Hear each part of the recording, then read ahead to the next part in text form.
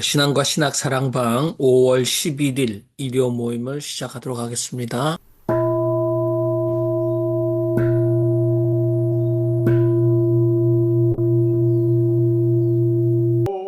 여호와는 나의 목자시니 내게 부족함이 없으리로다. 그가 나를 푸른 풀밭에 누이시며 쉴 만한 물가로 인도하시는도다. 내 영혼을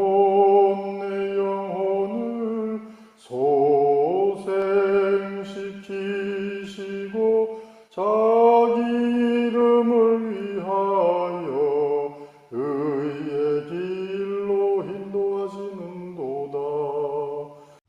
한국 천주교회 200주년 기념 신약성서 마테오복음 11장.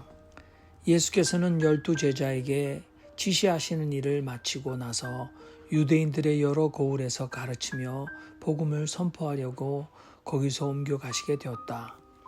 요한은 감옥에서 그리스도께서 하신 일을 전해 듣고 자기 제자들을 보내어 그분께 당신이 오실 분이십니까? 아니면 우리가 다른 분을 기다려야 합니까? 하고 여쭈어보게 하였다. 예수께서 대답하여 이렇게 말씀하셨다. 여러분이 듣고 보는 대로 요한에게 가서 알리시오.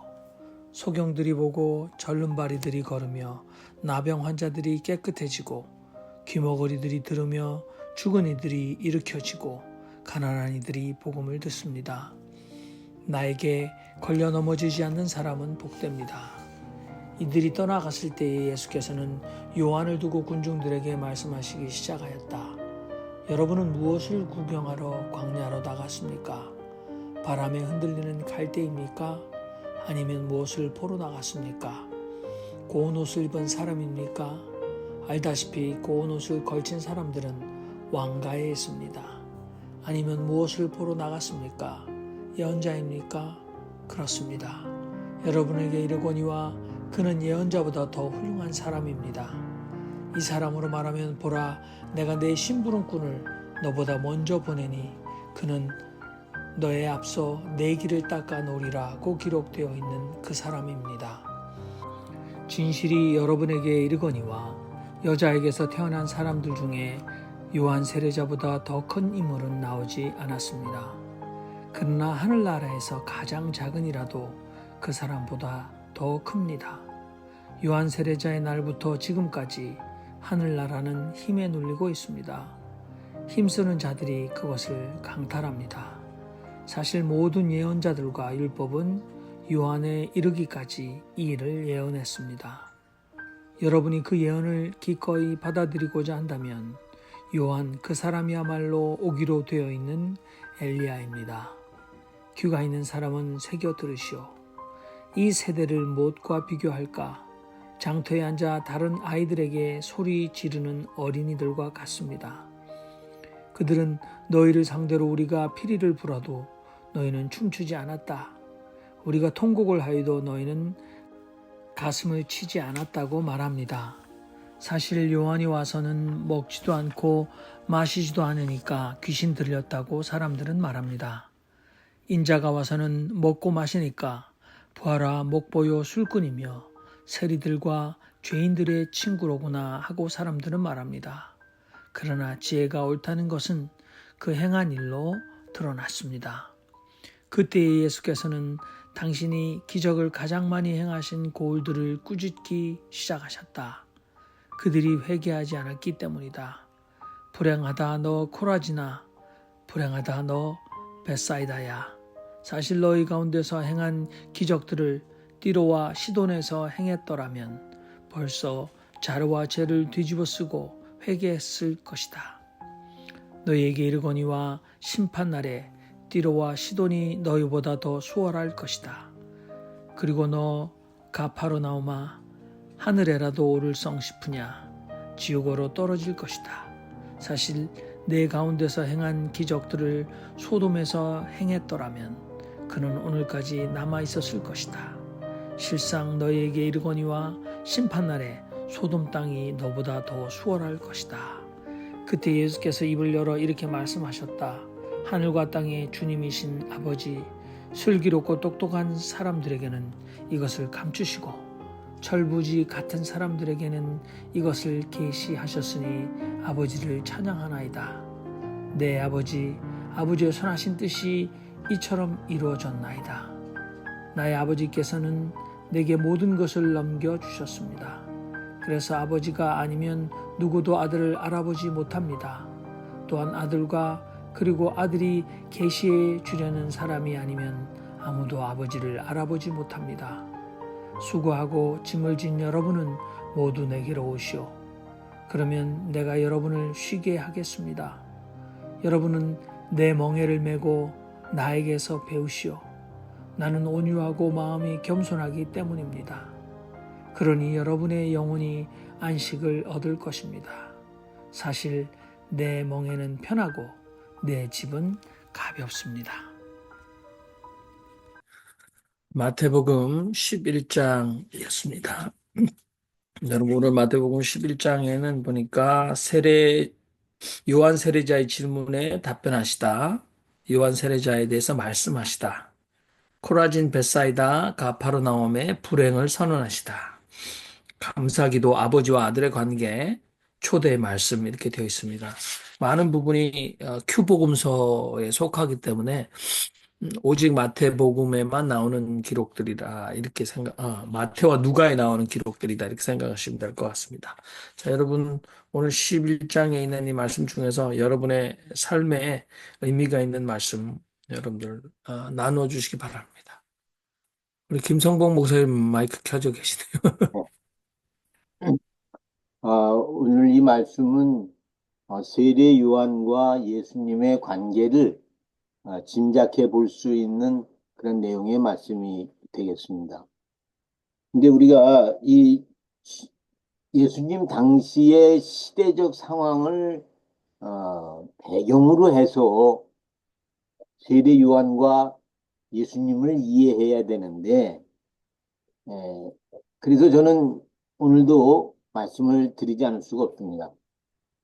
세례 요한은 당시의 성전 중심, 당시의 제사 중심, 이 타락한 성전과 타락한 제사장을 비롯한 제사장의 무리들, 이러한 것을 부정하고 거부하고 광야에서, 성전이 아닌 광야에서 새로운 하나님의 나라를 말씀을 중심으로 시작하였던 것입니다. 그래서 그 성전에 타락한 제사 지내는 것을 그 재물을 비싸게 5배, 15배 이렇게 올려서 팔아먹은 그 재물, 이런 거 필요 없다. 요단강 물로 세례를 줌으로써 죄사함을 베푸는 새로운 역사를 이루었던 것이죠. 그래서 이러한 세례 요한의 새로운 운동에 예수님이 와서 세례를 받고 동참하였던 것이었고, 거기서 배웠던 것이었고요.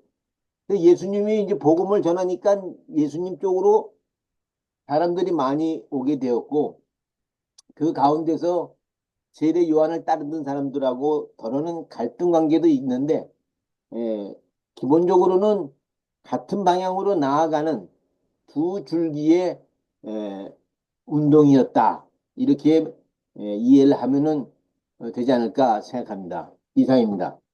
네, 감사합니다. 또 다른 분들도 스피드하게 말씀해 주십시오. 예, 저는 그 요한복음 10장하고 11장하고 분위기 그 톤이 완전히 다르다 그런 걸 느꼈습니다.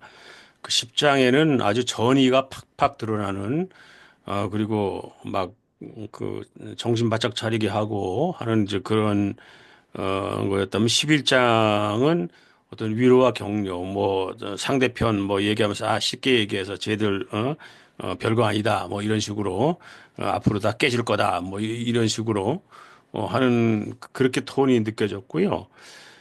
그, 그 특히 그 10장에서는 뭐 가족이 너희가 원수가 되고 뭐 아주 뭐 그냥 굉장히 부담을 팍팍 주시다가 11장에서는 나한테 오면 다 편하다.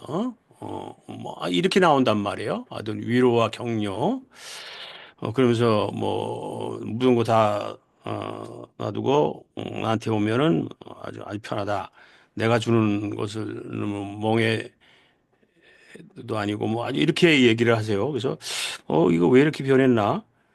이런 생각이 들었어요. 그래서 이건 대상이 좀 다르구나. 그런 생각이 들었습니다.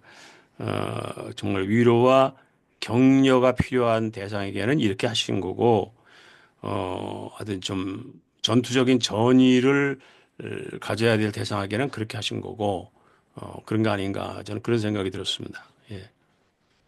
네, 제가 해보겠습니다. 11장에 뭐 저는 어, 그 천주교 창립 200주년 기념 신약 성서 이거 한 35년 전에 미국 올 때 가지고 왔습니다. 이거 한 권으로 나왔죠. 맨 처음에 나왔던 것 같은데. 예, 그래서 저는 그냥 늘 곁에 두고 좋아하는데 여기 있는 노트에 보니까 제가 이렇게 썼어요. 한 25년 전에 그 요한 세례자가 묻습니다. 오실 그분이 당신입니까? 우리가 다른 분을 기다려야 되겠습니까? 그러니까 예수님이 답변이 소경들이 보고 절른 바리들이 걸으며 나병 환자들이 깨끗해지고 귀머거리가 들으며 죽은 이들이 일으켜지고 가난한 이들이 복음을 듣습니다. 그래서 세례 요한이 아마 혼동했던 것 같죠.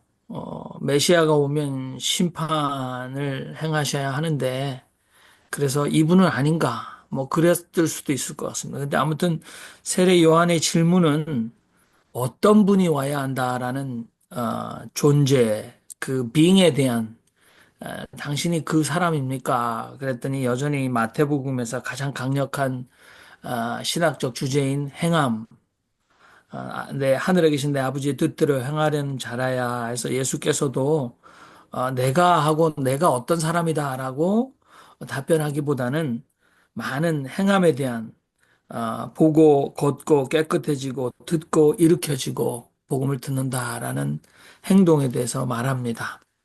그리고 예수님에 대한 사람들, 특히 이제 16절부터 이 세대에 그렇게 해서 어린아이들이 그때 놀 때 장례식과 또 결혼식을 흉내내지 않습니까? 그래서 곡을 해도 장례식 놀이에 따라하지 않고 또 결혼식 놀이를 해도 춤추지 않는다, 아이들이.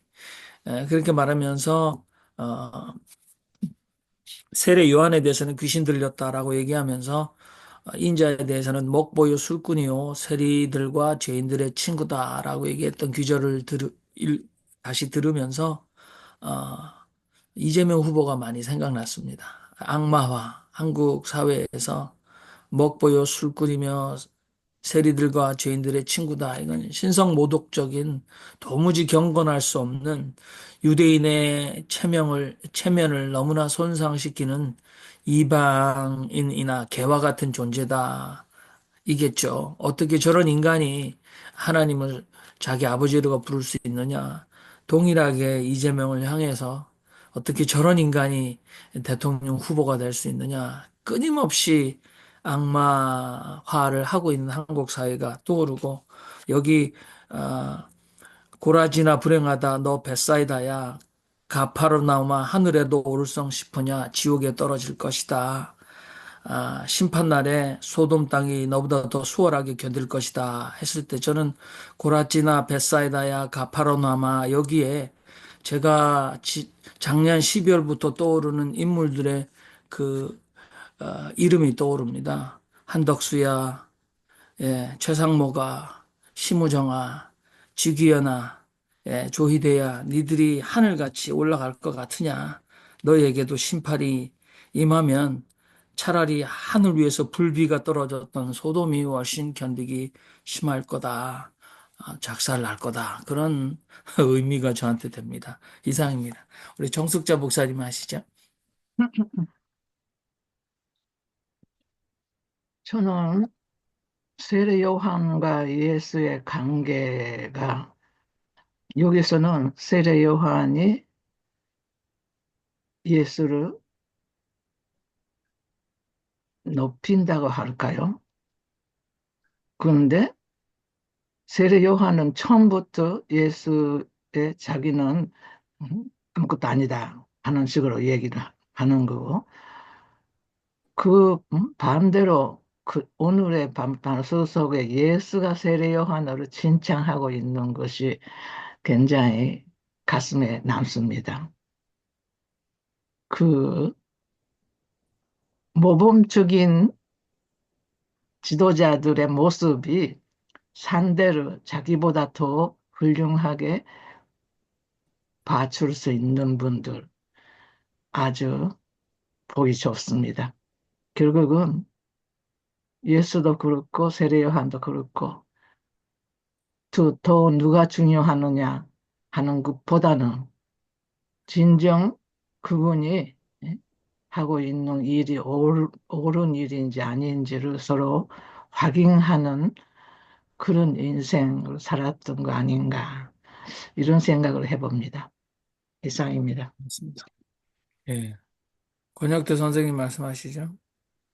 예, 저는 이제 그 침례교 소속이래 가지고 침례교에서는 세례 요한 안 그러고 침례 요한 그럽니다. 근데 우리 침례교인들은 특히 저 같은 경우는 침례 요한이 있기 때문에 침례 그 교인으로 남아 있는 그런 점이 있습니다. 왜냐하면은 침례 요한은 예수님의 길을 예비하는 자고 예수님의 신들매를 풀고 예수님의 돕는 그런 일만 하고 임무가 끝나거든요. 근데 사람은 다 1인자가 되고 이렇게 군주가 되려고 그러는데 사실은 이 침례 요한의 이 정신 이것 하나가 참 좋은 것 같아서 저는 그래서 이 남침례 교단에 속해 있는 거를 굉장히 좋게 생각을 하고 이것을 신앙의 본질, 그 신앙인의 덕목이다. 그러니까 1인자가 되지 않고 예수님의 길을 예비하는 이것을 가장 좋은 가치관으로 생각을 할 때 정말 이제 우리가 평안을 누릴 수가 있고 이 신앙의 진수를 맛볼 수가 있다. 이런 생각이 들고요. 또 하나는 침례 요한한테 호감이 가는 것은요. 침례 요한은 도시에 사람들이 있는 곳에서 새머리를 하지 않고 거기서 이제 1인자가 되고 주역이 되지 않고 자연 속에 갔다는 거죠. 자연적 사고방식으로 가고 사람 속에 휩쓸려서 요즘 한국같이 그 생계형 이익사회 그거로 들어가면 전부 다 사실은 결과적으로 망신박이 될 게 없는데 침례요한은 그 대자연 속에서 정말 하나님의 음성을 계시를 직접 들었다. 그래서 사실 이런 것 때문에 저는 여기 파타고니아 광야에 와가지고 혼자 이렇게 침례요한 비슷하게 떨어져 가지고 2인자로 이렇게 맨날 이렇게 예수님을 예비한 거로 이렇게 사는 이런 것을 굉장히 좋아해서 이 침례 요한에 대한 매력을 저는 너무 잘 알고 있습니다. 그래서 제가 보기에는 한국 분들은 굉장히 똑똑하고 우수한데 이 침례 요한 정신만 들어가 버리면은 인생이 정말 편안한 길이 예수님을 이렇게 평탄하게 하고 예수님 길을 걷게 하는 정도가 아니고 우리 인생 자체가 평탄해지고 정말로 걷게 되지 않을까. 저는 그래서 침례 요한을 되게 좋아합니다. 오늘 그 말씀이 나와서 되게 신이 납니다. 감사합니다. 네. 다른 분들 말씀하시기 바랍니다. 저는 아까, 예, 최유한 선생님. 이거는 제 말이라기보다 질문이 있어서 혹시 답변해 주실 수 있는 분이 있으면 답변해 주셨으면 좋겠습니다. 사람이 스스로에 대해서 나는 온유하고 마음이 겸손하다 라고 한 사람이 진짜 마음이 온유하고 겸손한 건가요?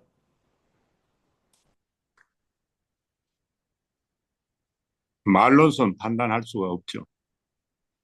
우리는 행동으로 예수가 결과를 보고 결정하면 되죠. 마음이 온유하고 마음이 겸손하다라고 예수가 이야기했기 때문에 무조건 믿는데요. 근데 곰곰이 생각해 보면 스스로에 대해서 나는 온유한 사람이야. 나는 마음이 겸손한 사람이야. 라는 사람이 진짜 겸손하고 온유한 사람인가요? 근데 제한테는 그 전에 제가 생각하기는요, 온유가 정말 뭐를 뜻하는지 미닝부터 파악을 해 들어가야 될 거예요. 근데 온유라는 단어 자체도 워딩의 그 미닝 자체도 우리가 파악하기가 정말 어려운 거죠. 그러니까 성경에서 온유가 뭐를 온유라고 하는지 아마 이런 것부터 파고 들어가면 상당히 재밌을 건데요. 근데 보통은 아, 우리가 예, 온유가 뭔지 모르고 아시는 살잖아요. 분이 좀 네, 말씀 좀 제가 해주세요. 한마디 하고 싶은데요. 성서 기록된 것을 놓고 그 기록자가 하는 말일 수도 있기 때문에 예수가 자기 스스로를 그렇게 안 했을 가능성이 많습니다. 그런 분이 아니기 때문에. 그렇지만 기록한 사람들은 예수를 높이고 싶어서 그렇게 기록을 많이 한 대목이 많습니다. 성서 속에. 그거를요, 잘 보시고 해석을 하시는 것이 굉장히 중요하지 않겠는가. 그런 네. 생각입니다. 예. 아, 저는 이제 근데 제 답변, 예수님은 겸손하고 온유한 분 맞죠? 제, 모르죠? 예, 제 답변은 아니고요. 이게 이제 저도 이것도 한 35년 전에 가져온 책인데 바로 요게 마테오복음서 요게 바로 똑같습니다. 요게 이제 쪽복음인데 이게 200주년 기념인데 여기 밑에 여기 한 권이 마태복음이거든요. 밑에 그 헬라어 성경 각주가 붙어 있어요. 그러니까 네슬 알란에 나왔던 풋노트를 밑에다가 적어놨기 때문에 그것 때문에 이게 굉장히 중요한 책이라고 보는데 여기는 지금 최요한 선생님이 하셨던 질문에 어떤 얘기로 대답을 했냐면 유대교의 계율이 이제 613가지, 금령이 365, 그다음 명령이 248가지가 있는데 예수님은 그 짐을 지워주지 않는다. 그렇게 말을 하면서 여기 지금 물어보셨던 나는 온유하고 마음으로 겸손하기 때문입니다라는 것은 마태의 가필로 본다. 이 낱말은 다른 곳에서도 마테오가 덧붙인 낱말이다. 그래서 이게 이제 큐 자료면 누가가 이걸 가지고 쓴 거랑 마태가 이걸 사가지고 쓴 거 보면 두 사람이 동일하게 큐 소스를 갖다가 쓰고 있는데 마태는 그러니까 우리가 편의상 마태라고 얘기하는 거죠. 이게 마태가 여기 온유 겸손이라는 단어를 여기 가필했다는 거죠. 집어넣은 거죠. 그러니까 지금 최요한 선생님 이렇게 해결하면 금방 이제 물론 그 질문을 얼마든지 하실 수 있고 또 우리가 다른 분들은 예수가 정말 저렇게 잘난 체 하는 사람이었을까?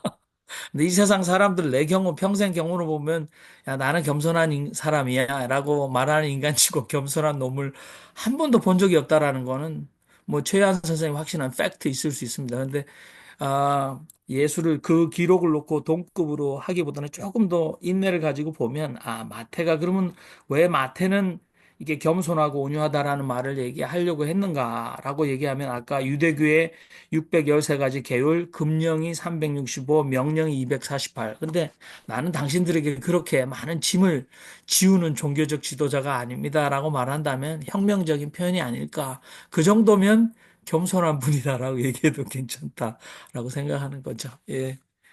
예, 또 뭐, 또 말씀하시면, 그래도 최유한 선생님이 이의를 제기하고 아, 싶으면 이렇게 계시고 말씀하시면 좋을 것 저는 전혀 온유하고 겸손한 사람이 아니거든요. 같아요. 굉장히 독하고 악한 사람이거든요. 네. 그런데 제가 굉장히 내 스스로를 온유하고 겸손해지려고 노력을 해요. 어, 그리고 어떤 문제를 해결해 나가는 데 있어서는 상당히 그 온유하고 겸손한 어프로치로 나갑니다. 이거 전략적으로. 그렇게 하니까 문제가 해결이 되거든요. 예를 들어서 이제 원수를 사랑해라. 사랑 못 하겠어. 그러나 사랑하는 척은 해요. 그래야 문제가 해결되니까. 그래서 나는 이걸 내 당위성으로는 실제로 그렇게 생각합니다. 당위성으로. 그래서 가끔 그 우리 와이프가 저보고 당신은 벨도 없냐 그래요. 제가 어디 그렇게 생겼습니까?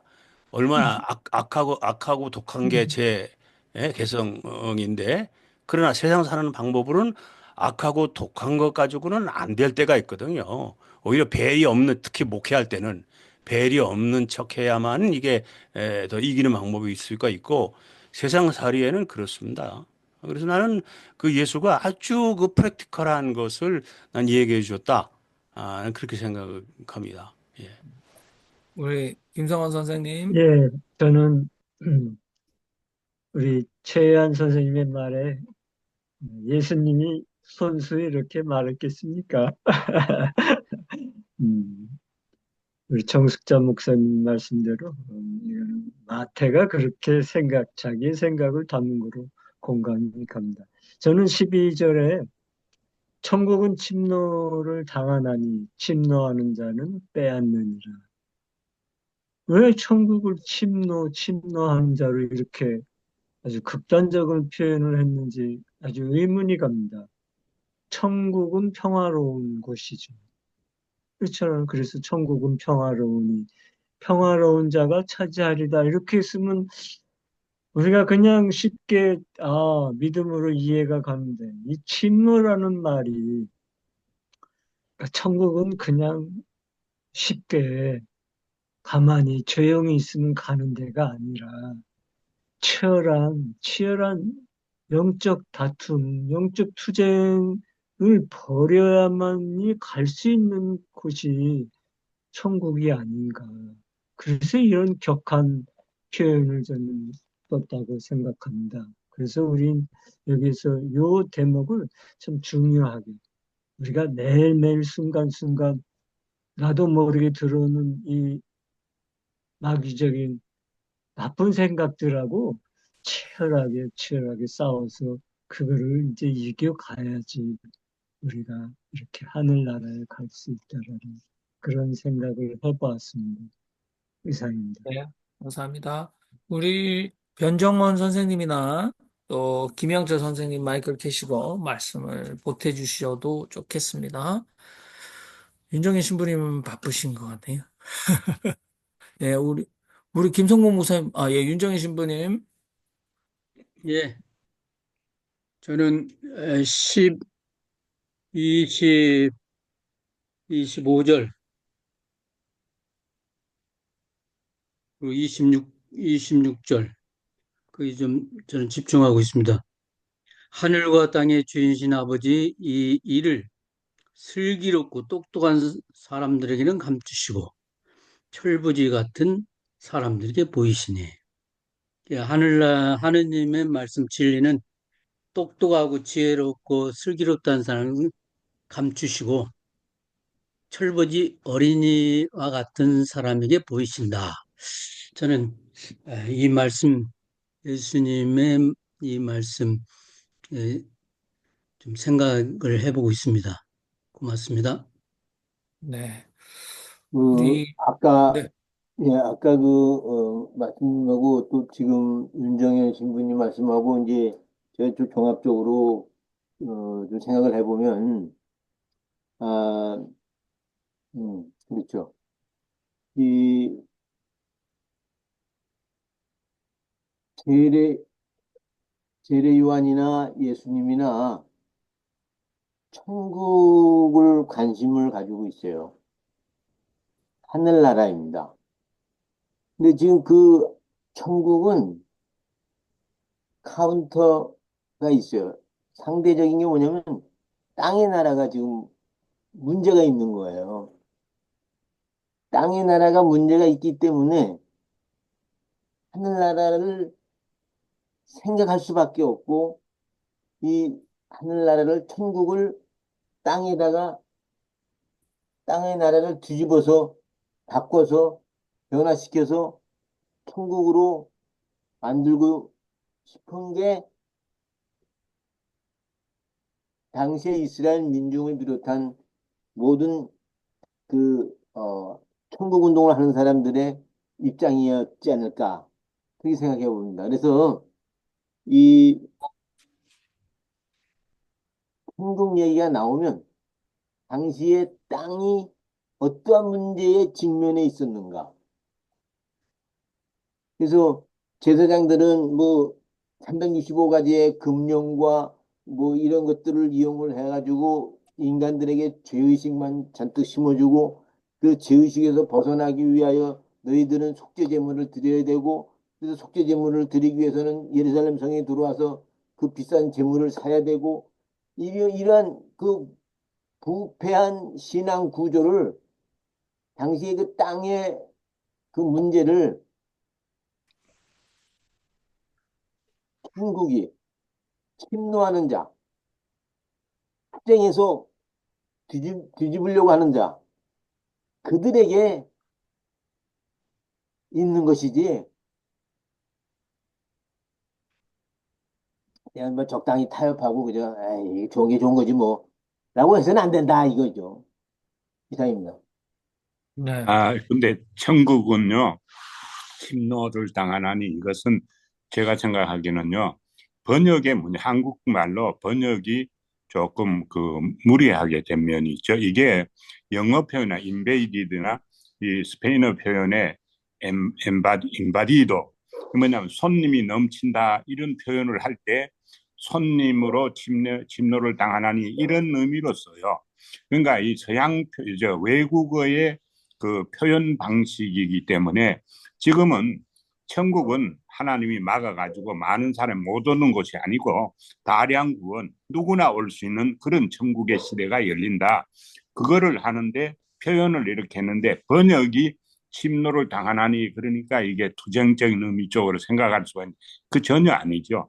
다량 구원이고 누구나 은혜로 구원을 받고 하나님의 나라는 모든 사람에게 열려가지고 천국은 지금은 침례한 혼자 저 광야에서 외치고 있지만은 천국은 원하는 사람, 그 슬기롭고 어린 아이들에게 이렇게 알려주듯이 계시돼 가지고 다량의 천국 시대가 고 구원이 시작되는 그거에 대한 서양식의 외국어식의 표현이 있죠. 그 말씀은 침노는 이제 김성봉 목사님이 참고는 하시겠지만 김성봉 목사님은 40년을 민중 목회를 해오신 분이 민중신학적 성서 해석을 하시고 계시기 때문에 우리가 그건 좀 틀렸다 이렇게 말씀하시는 보다는 아무튼 김성봉 목사님의 이 40년 목회와 신앙의 의미화는 우리가 타협하는 것보다는 열성으로 침노, 강탈하듯이 하나님의 나라를 위하여 쟁취하기 위하여 투쟁해 나가야 된다.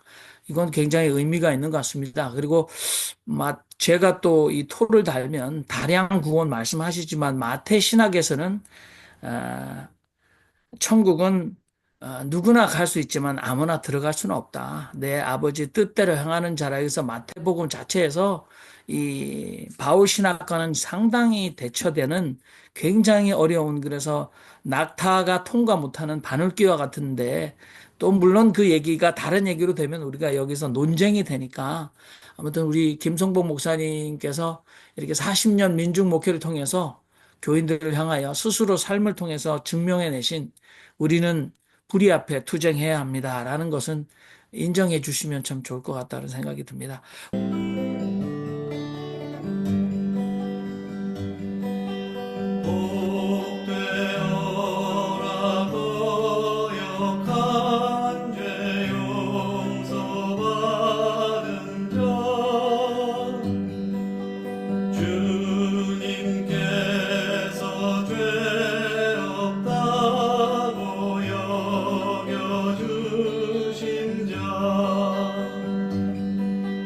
마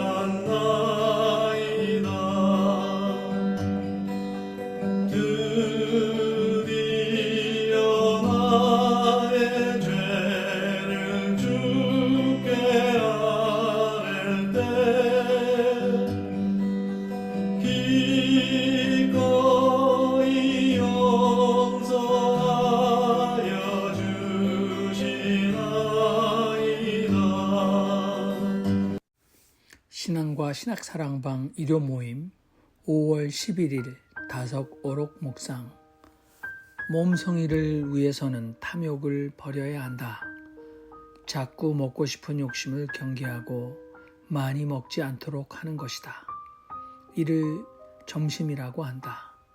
석가는 대낮에 한 번 먹었다고 해서 일중식 혹은 24시간에 한 번 먹는다고 해서 점심이라고 하고, 먹는 둥 마는 둥 마음에 점친다고 해서 점심이라고 하는데, 내가 하루 한 끼를 먹어보니 몸성이의 비결이 점심에 있다.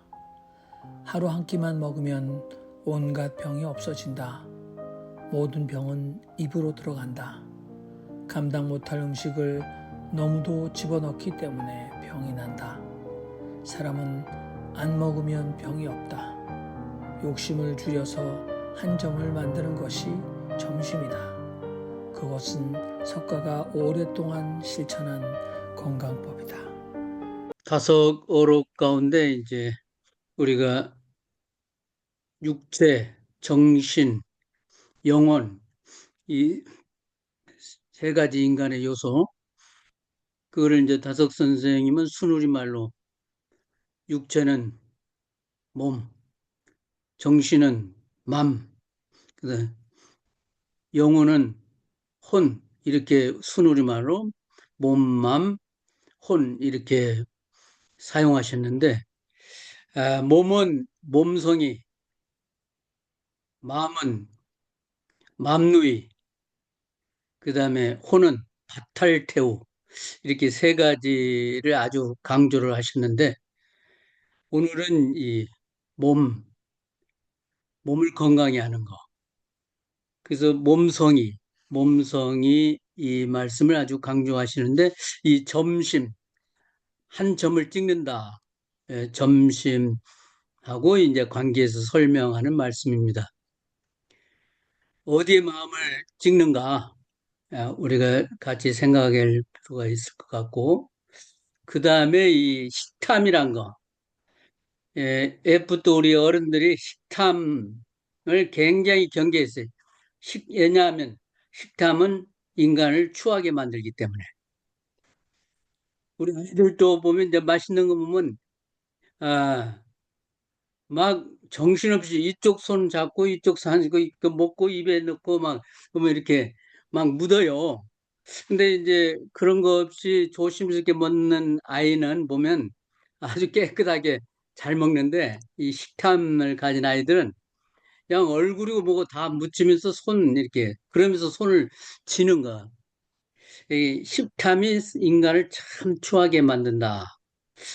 생각이 되기 때문에 이 식탐이 결국 병을 가져오고, 이 식탐이 마음을 썩게 하는 원인이다.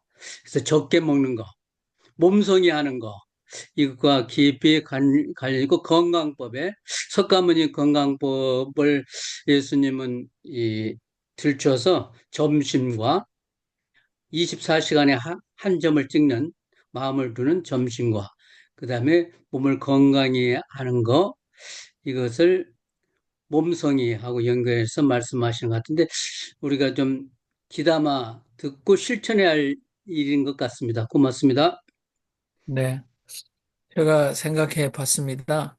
그 조직신학에서 인간론을 얘기할 때, 그, 그러니까, 핸디캡, 그러니까, 장애의 인간을 논지에 포함시키지 않습니다.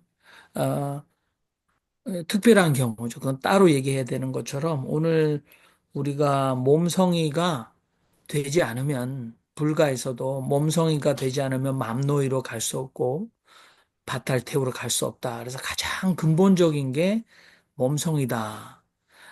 그렇게 강조를 하신 것 같고, 이것은 육체적인 오늘 이, 이 세속 사회, 이렇게 일반 사회에서 우리가 뭐니 뭐니 해도 건강이 최고다.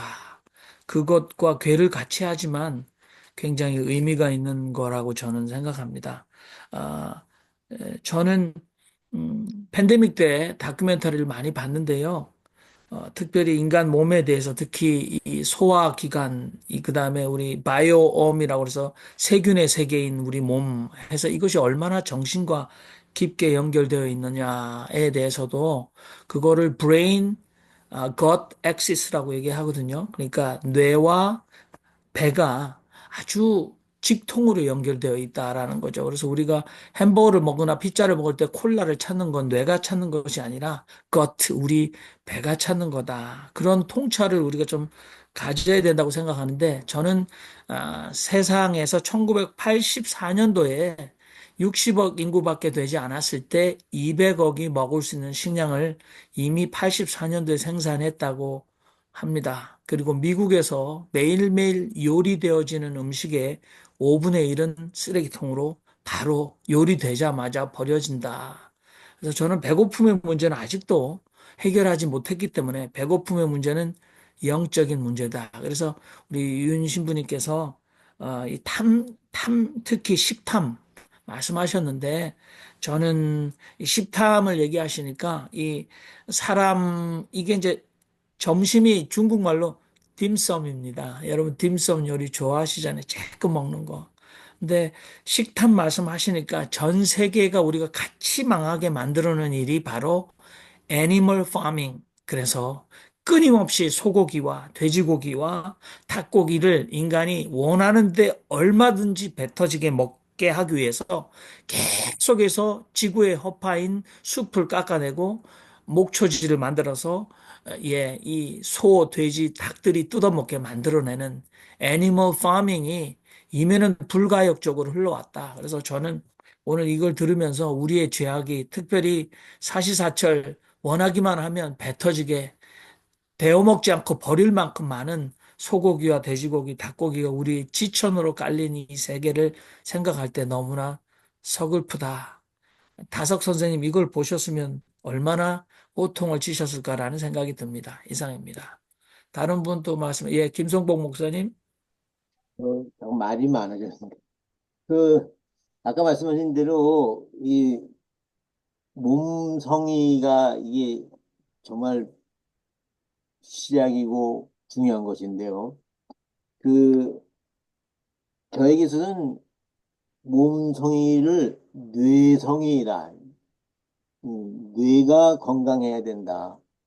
왜냐면 이 뇌에서 지금 중뇌에서 도파민이 분비가 안 되니까 그걸로 인해서 저의 이런 파킨슨병 증세가 나타난단 말이죠. 그래서 몸성이는 뇌성이다.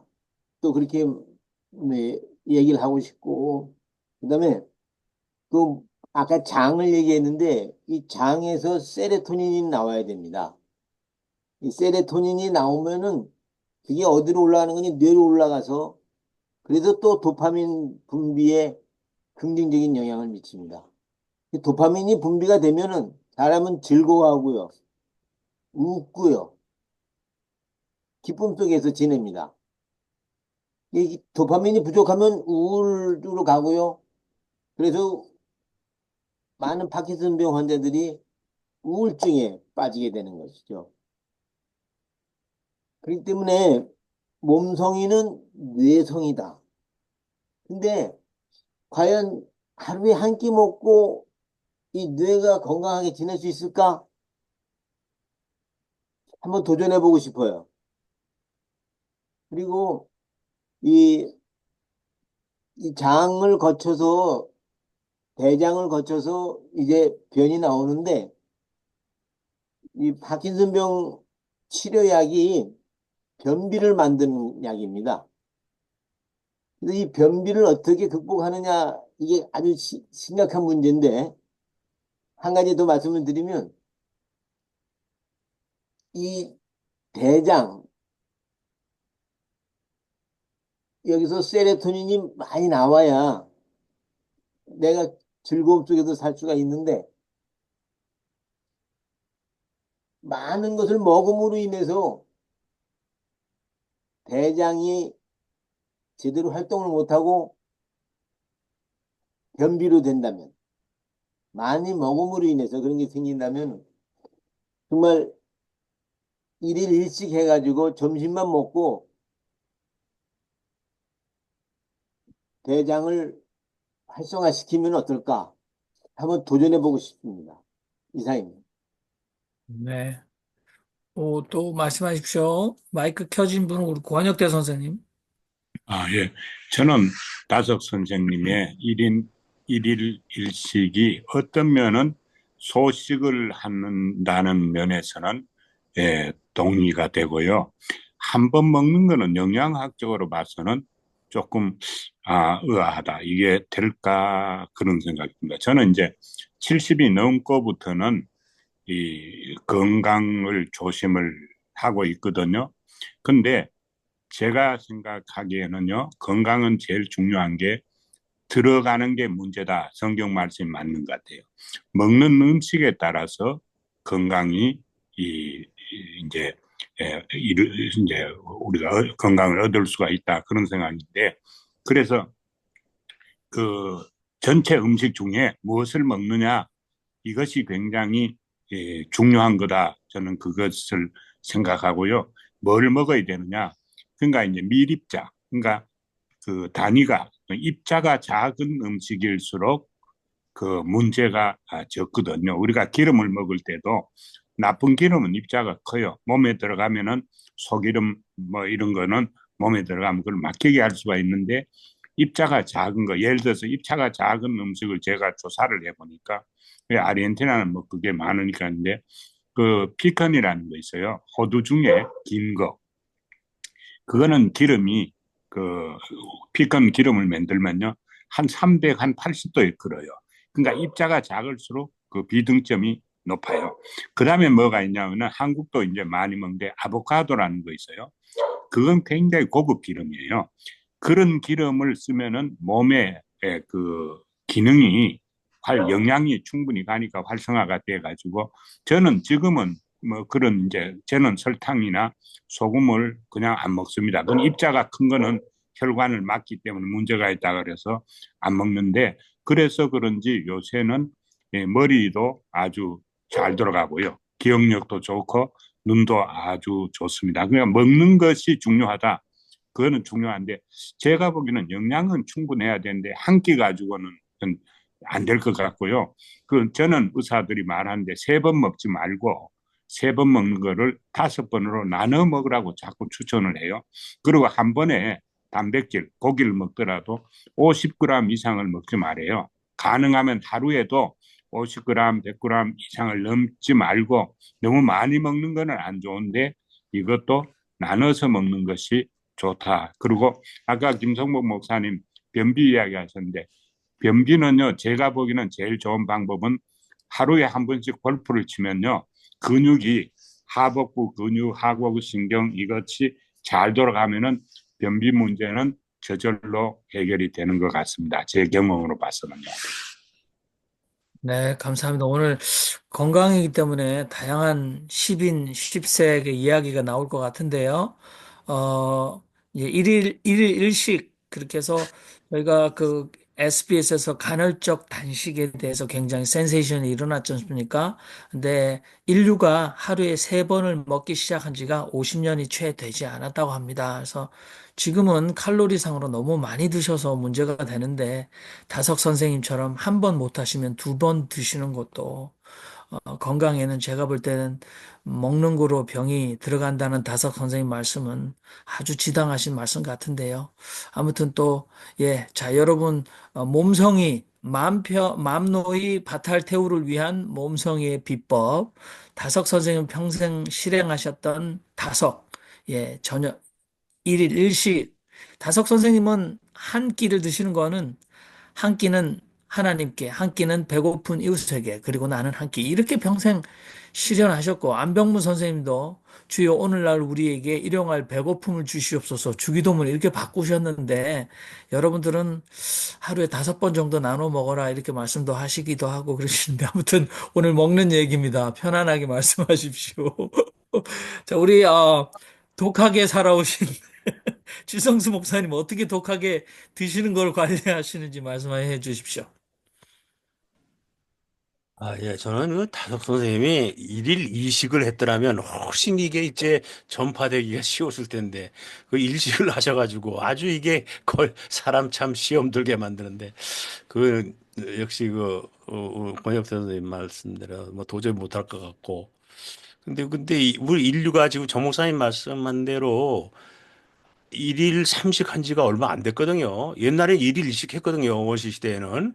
그러다가 점점점점마다 중세 시대에 뭐 들어오고 해서 일일 이식하고 그러다가 이제 일일 삼식을 하게 됐는데 이거 도로 일일 일식으로 돌아가라니 그게 참 좋긴 참 좋은 건 모양인데 참 시험거리입니다. 근데 저는 음식에 대해서 그 식탐이 하여튼 태생적으로 없었거든요. 그래가지고, 어, 그래서 뭐 먹는 문제는 뭐 위라 그런 건 전혀 별로 뭐 문제가 없이 지금까지 살았는데 요즘은 이제 변비가 자꾸 생겨가지고, 어, 요즘 아직 걱정하고 있습니다. 그래서 다석 선생님이 혹시 변비에 대해서 뭐 말씀하신 건 없었나요? 예? 변비, 어떻게, 그런 걸? 한석 선생님 냉수 마찰을 매일매일 하셨기 때문에 아, 글쎄 우리 윤신부님이나 우리 또 김성원 선생님 말씀을 해주셔도 아, 좋겠네요. 다섯 체조를 하면 변비에 없습니다. 하루에 10분씩만 해도. 그래도 우리 건강은 또 정숙자 목사님께 여쭤봐야죠. 정숙자 목사님 정말 그렇게 그 연세의 총명함을 유지하시는 비결은 뭘 드셔서 그렇습니까? 정숙자 목사님. 음식은 저는 제일 좋아하는 것이 해산물입니다. 육식보다 해산물을 좋아합니다. 또 저는 지금 하루에 삼식은 안 먹습니다. 이식을 먹습니다. 그 대신 아침을 한 10시경에 먹고 저녁에 6시경에 먹고 그렇게 삽니다. 근데 제 딸은 좀 배가 고플 때가 있는데 저는 배 고프다는 것을 모릅니다. 그것을 왜 그러는지 모르겠습니다. 저도 그렇게 살아도 배는 하나도 안 고픕니다. 그러니까 또 하나가 음식을요 고루고루 말하자면 5가지가 있으면은요 어떤 사람은요 한 가지씩 미국식으로 한 가지씩 먹어 치우는 방법이 있죠. 근데 저는요 반드시 5가지를 한 번 먹을 때 집에다가 다 조금씩 놓습니다. 그러니까 5가지가 언제나 내 입에서 항상 함께 있습니다. 근데 제 남편이요 아팠을 때 제 딸이 밥을 주면은요 잘 안 드셨어요. 근데 제가 밥을 드리면 제 식으로 하거든요. 그러면 제 남편은요 잘 드셨어요. 근데 이상하다고 생각했는데 제 딸은 자기 식으로 한 가지씩만 자기 아빠에게 드렸던 것 같아요. 근데 저는 모든 것을 섞어서 한 숟가락에다가 섞어서 드리기 때문에 그거는 맛이 괜찮았던가 봐요. 이제 그것을 제가 이 말씀드리는 이유는요. 어떤 식으로 목 잡수고 계시는지 굉장히 중요하다고 생각합니다. 그 음식을 가리지 않는다는 것이 가장 중요하고요.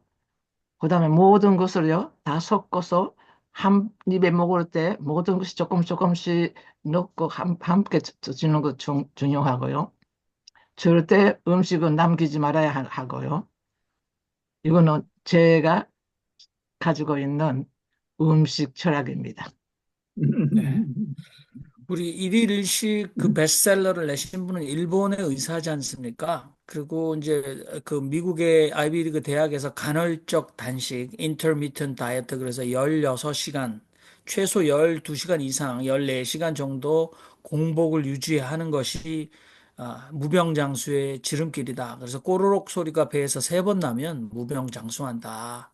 이렇게 얘기하는데 그 쥐에게도 실험을 해봤죠. 그래서 시간을 정해놓고 16시간을 공복을 놔두면 이제 새끼를 하루 한꺼번에 다 먹을 만큼 식탐이 생길 것 같은데 그렇지 않다고 합니다. 그래서 한 끼를 먹어도 충분히 건강할 수 있다. 우리 김성봉 목사님 꼭 실천 좀 하셔서 우리에게 대마복음 같이 좋은 그 결과를 주시면 좋을 것 같습니다. 우리 또 한 가지만 제가 음, 제가 하고 있는 곳에서 자랑스럽게 생각하고 있는 것이 있어요. 아침에는요, 반드시 샌드위치하고 오- 제일 먼저 먹는 것이 사과, 그 다음에 샌드위치하고 함께 토마토가 따라가고, 샌드위치 속에는 반드시 그린 상추. 상추 같은 거 꼭 들어가야 하고요. 그 다음에 반드시 아보카도를 넣습니다. 그래서 아침에 그렇게 되니까 아보카도 있지요. 치즈가 들어가기 때문에 치즈 있지요. 그 다음에 거기다가 산초 있지요. 지금 우리 제가 만든 그것은요. 반드시 여기에다가 빵하고 섞, 섞여서 네 가지가 들어갑니다. 그리고 같이 먹을 것이 토마토가 있고 사과가 있고요. 될 수 있으면은 사과는 먼저 드시도 좋습니다. 그 다음에 마실 것 함께 있고 이렇게 한번 해보세요. 맛이 너무 좋고요. 건강에 아주 좋습니다. 네, 우리 네. 카카오톡에 여러분들의 건강식 올려주시면 좋겠습니다. 우리 양보영 선생님 말씀 안 하셨는데 김영철 선생님이나 양보영 선생님 또 우리 강충군 목사님 윤정수 선교사님 얼마든지 말씀하시고 우리가 오늘 아주 진도가 잘 나갔습니다. 저희가 마태복음 11장 들을 때가 한 10분 지났었는데 지금 이제 1시간쯤 지났는데 야, 오늘은 역시 특히 다석 선생님 말씀은 논쟁이 없습니다. 자, 우리 네. 양보영 자매님. 제가 그거 갖다 실천해 보려고 하루 한 끼를 아니, 하루 두 끼 정도 실천해 보려고 하면요. 이게 활동량이 많으면은 이게 안 되더라고요. 그리고 또 이렇게 밖에서 나가서 먹으면 시간 맞추기가 힘들잖아요. 사실은 저녁을 5시, 6시, 늦어도 5시에 먹고, 그 다음날 뭐 간헐적 단식을 갖다 저도 하길 원하는데, 그게 굉장히 힘들어요. 그리고 제일 싫은 게 기운 없는 거. 기운 없는 거 하면은 이게 막 뇌가 막 그냥 너버스가 되니까 기운 없는 게 싫기 때문에 하루에 두 끼 먹는 거가 굉장히 사실 힘들어요. 근데 바깥에서 양을 많이 먹었을 때에는 두 끼가 충분히 돼요. 이제 나이가 있으니까 점심을 많이 먹으면은 저녁을 안 먹게 되더라고요. 그 보통 그렇게 되는데 하여튼 내가 정숙자 목사님이 그 잡수시는 거 보니까 굉장히 그게 중요해요. 자, 그렇게 음식 때문에 건강 유지하신 거예요. 보니까. 그린이 들어가고 사과가 들어가고 5가지를 갖다 음식을 먹는다는 게 보통이 아니잖아요. 매일 5가지를 먹는다는 게 부지런해야 잡수시지 어떻게 5가지를 갖다가 잡수실 수가 있어요. 한 두세 가지만 먹게 되지 5가지 먹기 굉장히 힘들거든요. 그러니까 부지런해야지 건강하다. 그러니까 우리가 항상 부지런해야 될 것 같아요. 그래갖고서는 부지런하고 이게 돈의 문제가 아니고 또 우리가 저렇게 부지런하면 싼 곳에 가서 많이 살 수가 있거든요.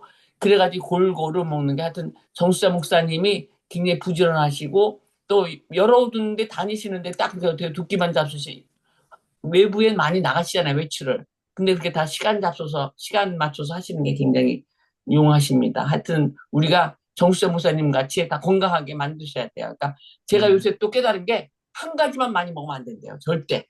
그 골고루 음식은 그리고 음식을 갖다 한 가지 먹다가 또 바꿔줘야 돼. 패턴을 갖다가요. 여러 가지 한번 쭉 먹는 것보다 바꿔줘요. 뭐 샐러리 좋다고 샐러리만 많이 먹으면 한 곳을 치워요. 한 곳이 좋아지면 한 곳이 나빠져요.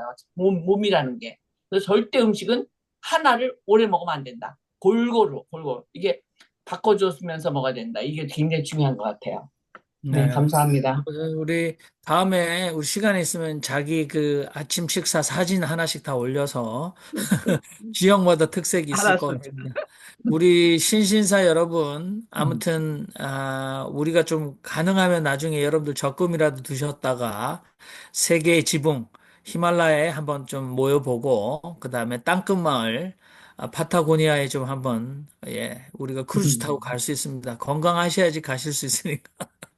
자, 우리 김성원 선생님 말씀하시죠? 네. 저는 김성근 목사님 함께 하시는 거 저는 일단 반대를 합니다. 네. 갑자기 함께 하시면은 이거 쓰러지셔서 아주 오히려 더 역효과가 날 것 같아요. 아주 건강한 사람도 새끼 먹다가 이제 제가 다섯사상을 접하고 44세 이제 다섯사상을 접하고 제일 먼저 실천한 것이 먹기인데 그때 이제 새끼 먹다가 이제 2kg 줄이니까 한 3개월 정도는 체중이 한 뭐 56, 7kg 나갔는데 50kg로 빠지더라고요. 급격히. 그러면서 이제 계속 2끼만 이제 먹으니까 그때서부터는 이제 정착이 돼서 안정이 됐는데 처음에는 상당히 좀 리스크가 있어요. 그래서 김성근 목사님 지금 상황이 어, 함께 할 상황이 아니고 여기서 다성님이 말씀하신 것은 다성님도 이제 52세 이제 성령으로 거듭나시고 중생 체험을 하시고 이제 본격적으로 한 끼를 하신 거거든요. 그러니까 그전에는 2끼를 계속 하시면서 이제 내가 한 끼를 덜해도 하나님의 말씀과 하나님의 그 은총으로 한 끼를 대신할 수 있다는 이러한 이제 본인의 확신이 있었기 때문에 한 끼를 하는 거죠. 한 끼는 흉내 내다가 잘못하면 쓰러져서도 후유증이 큽니다. 그러니까 가급적이면 한 끼는 내가 정말 하나님과 온전히 하나 됐다는 생각이 들 때만 한 끼를 했으면 좋겠다는 저는 생각이 들고요.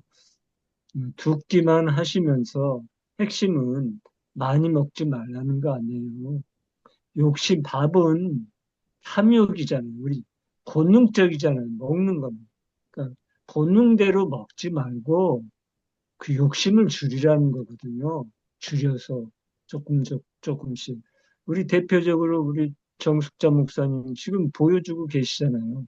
2끼만 드셔도 충분히 몸속을 잘 유지할 수 있다니까 우리가 롤 모델로 삼고 그렇게 하면서 우리가 정말 온전히 하나님과 내가 하나 됐다는 이제 확신이 들 때는 그때는 이제 하나님을 믿고 이제 하는 거예요. 근데 지금 함께 하시면은 머지않아 얼마 안 돼서 탈나고 쓰러집니다. 그리고 한 끼만 먹어도 영양이 충분해요. 권 선생님 한 끼만 먹어도 우린 모든 걸 이제 서양 사람들이 영양적으로 따지면 한 끼 가지고 어떻게 영양이 되겠냐. 하지만 부처님이 본을 보이셨고 다성님이 본을 보이셨잖아요. 그러니까 우리가 그거는 그렇게 득도, 성불, 성령 이런 강한 체험이 없기 때문에 한 끼를 못 하는 거예요. 밥을 왜 못 끊어요? 죽을까 봐 못 끊는 거 아니에요. 영양이 없으면 죽을까 봐. 죽지 않거든요. 밥 끊어도. 그래서 저는 2끼를 하면서 2끼라고 많이 먹는 게 아니죠. 이렇게 잘. 다성님이 한 끼 먹는다고 해서 뭐 3끼 먹을 양을 뭐 한 번에 먹은 게 아니에요. 한 끼, 뭐 보통 사람도 조금 저녁을 좀 더 먹었을 뿐이지. 그래도 뭐 충분히 그거는 이제 하나님하고 교감을 성령을 통해서 이렇게 사신 겁니다. 그거 아무나 따라하면 탈이 납니다. 그러니까 단계를 밟아서 하시면 될 것 같아요. 그러니까 핵심은 욕심으로 먹지 말라. 많이 먹지 마라. 먹는 게 병이다. 이런 걸 늘 생각하시면서 자제하시면서 하면은 몸 성하지 않으면 우리 영혼이 성할 수가 없다는 게 다성님의 지조 철학이니까 첫째 몸성이를 하고 그다음 만무히 바탈되어 가자라는 게 다섯 사상의 핵심입니다. 예, 감사합니다. 저는 이 수치상으로 말씀드리고 싶어요. 제가 한 15년 전에 그 간헐적 단식 SBS 다큐멘터리를 봤는데요. 미국 사람들이 하루에 그냥 일반 사람들이 먹는, 중산층이 먹는 칼로리가 10,000칼로리랍니다. 그런데 성인이 지금 좋은 식품을 사시면 칼로리까지 표기가 돼 있어요. 그래서 골라서 뭐 커피 한 잔에 무슨 칼로리 다 나와 있는데 성인이 2,500칼로리면 충분히 하루를 지탱할 만한 열량이 있는 거라는 거죠, 칼로리가. 근데 미국 사람이 10,000칼로리면 4일치를 하루에 먹는 거예요. 그래서 미국 사람은 그렇죠. 세 사람 중에 한 사람이 병적 비만을 가지고 있어요. 그러니까 심각하네. 우리 법륜도 그러지 않습니까? 이 살찌는 건 너무나 쉽다. 먹으면 살찌니까. 그런데 다이어트는 정신의 문제라 힘들다는 거죠. 우리 다 중독이 돼 있거든요. 그리고 제가 예전에 동의파동학 하는 분을 통해서 그 암 이렇게 해서 제가 간헐적 단식을 실시해 봤습니다. 그리고 동물성 단백질을 멸치, 우린, 국물까지 다 끊어 봤어요. 음식을. 그리고 16시간을 공복으로 지내봤거든요. 근데 이상이 없었어요, 건강에. 그리고 아무튼 뭐 저도 건강에 대해서 할 말이 많은데 저는 고등학교 때부터 이때까지 아침을 안 먹었습니다. 이거 잘 안 먹혀요. 그러니까 저는 자동적으로 지금 미국 와서도 그렇고 한 40년 이상은 두 끼만 먹고 사는 거죠. 근데 제가 괜찮아요. 두 끼 사이에서 먹는 게 있어요. 차를 마시는 거예요. 차가 물이지 않습니까? 근데 그 안에 프로바이오틱스, 그래서 이 대장에 있는 유익균들을 위해서 주는 먹이가 차 안에 있어요. 비타민과 이 프로바이오틱스가 풍부한 차를 여러분들 아침을 안 드시고 마시는 거는 굉장히 도움되는데, 아무튼 다음에 우리가 이 먹는 거에 관한 거는 한번 특집을 마련해가지고 나의 건강 비법 이래가지고 좀 나눴으면 좋겠는데, 아무튼 근데 발효차 많이 드시기 바랍니다. 지금 정영윤 목사님 말씀도 제가 깜짝 놀랐는데요. 네. 그 4,000칼로리, 10,000칼로리 그거는 굉장히 높은 수치 같은데 제한테 의사들이 추천하기는요. 하루에 2,000칼로리 기준으로 먹는 거에 대해서 말하고 항상 그 진단을 해줬거든요. 근데 4,000칼로리는 굉장히 많은 것 같은데 다시 한번 점검해보세요. 아니요. 하루에 일일 양이 맞습니다. 이 2,000칼로리인데 성인이 2,000칼로리를 세 개로 나누라 네. 그랬어요. 그런 성인이 건데 예, 하루에 필요한 열량 칼로리가 2,500칼로리면 됩니다. 그거 맞습니다. 아, 2,500. 예, 예. 그런데 미국 사람들이 평균 하루에 먹는 칼로리가 10,000칼로리. 아, 그러면 4일치를 처먹는 거잖아요. 10,000칼로리, 미국 사람이 아침에 일어나서 베이컨이랑 뭐 마시고 또 점심에 파스타 먹고 햄버거 먹고 이렇게, 죄송합니다, 처먹는다고 얘기했는데 미국 사람이 처먹는 칼로리가 하루에 10,000칼로리를 처먹어요. 그러니까 살 빼는 약을 또 처먹고 또 저녁에 가서 살 뺀다고 또 짐에 가고. 미국 사람은 제가 볼 때는 먹는 걸로 보면 엄청난 죄악을 저지르고 살고 있어요. 10,000칼로리를, 그래요. 다섯은 예. 한 끼는 하나님께, 한 끼는 배고픈 이웃에게서 나는 하루에 한 끼만 먹겠다 그러는데, 하루에 어떻게 자기 혼자 4인분의 칼로리를 먹어치우는 게, 그래서 미국인들은, 그래서 그렇게 살쪄서 팬데믹 때 못 사는 사람이 많이 먹어요, 칼로리를. 그래서 죄송한 얘기인데 흑인들이 팬데믹에 너무 많이 죽었어요. 왜냐? 적게 먹지 않았거든요. 가난하다고 많이 먹었어요. 지천으로 깔리는 고기를 먹고 가공식품, 특히 5만 가지 이상의 가공식품을 계속 먹었는데, 그 5만 가지 이상의 가공식품 안에는 가장 가공할 만한 위협적인 preservative, 거기 그 방부제가 들어있는 거예요. 이 방부제를 먹으면 우리 이 위에 있는 이 대장의 소장에 있는 모든 유익균을 다 죽여버리는 거예요. 그래서 네팔 사람의 이 인분과 미국 사람의 인분을 비교하면 미국 사람의 인분 속에 나오는 이 유익균의 군락이 다 죽어 있어요. 왜냐하면 그 preservative, 그러니까 방부제가 그 속에 들어가서 우리 몸에 유익한 유익균들을 다 죽여버려요. 그 콜로니를 다 죽여버려요. 그러나 네팔 사람은 신선한 매일매일의 그 가공식품이 아니라 시장에 나가서 이 야채를 사다가 요리해서 먹으니까, 네팔 사람의, 우리 여기 목사님, 선교사님 계시지만 네팔 사람의 이 장 속에는 어마어마한 유익균 군락들이 풍부하게. 그래서 지금의 미국이나 서양의 의학이 그 사람의 인분 속에 있는 많은 그 유익균들을 약으로 만들어서 내 몸에 이렇게 이식해주는 약을 만들 정도 단계의 의학이 발전돼 있다. 오늘 아무래도 건강은 요 정도로 마련해야지 큰일 날 것 같습니다. 갑자기 다섯 선생님이 몸성이 건강을 이야기하셔서 뭐지라고 생각하고 예전부터 뭐 하루에 1인 1식 하시는 건 알고 있었고요.